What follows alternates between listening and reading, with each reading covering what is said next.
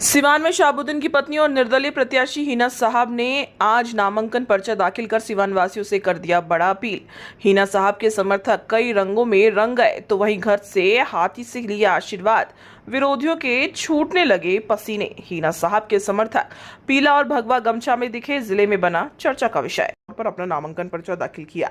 यहाँ पता चले कि हिना साहब के कुछ समर्थक पीला और भगवा कपड़ा पहने हुए थे, जिसको लेकर के जिला में चर्चा का विषय बना हुआ है, जिसको लेकर के सिवान में सियासी हलचलें बढ़ गई है। वहीं हिना साहब के समर्थकों का कहना है कि अब की बार हिना साहब बनेंगे हमारे सांसद। समर्थकों ने बताया कि ये सभी जाति धर्म के लोग हमारे साथ हैं। आपको बता दें कि सिवान में उनके सामने एनडीए प्रत्याशी विजय लक्ष्मी कुशवाहा है, तो वहीं महागठबंधन से पूर्व विधानसभा अध्यक्ष अवध बिहारी चौधरी मैदान में उतरे हैं। इसको लेकर यहां चुनाव त्रिकोणीय होने की संभावना है।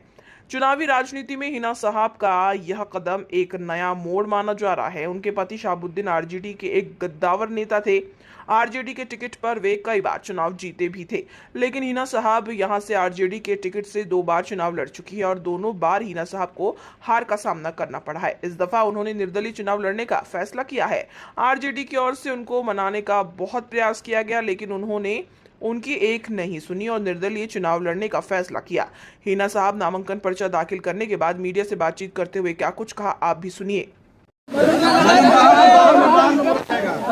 चलिए बाहर में बोला जाएगा।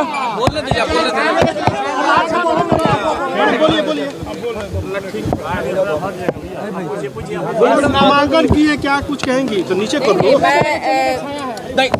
सिवान 18 के लिए मैंने नामांकन किया है के लिए और मैंने बहुत अच्छे से नामांकन मेरा हुआ है।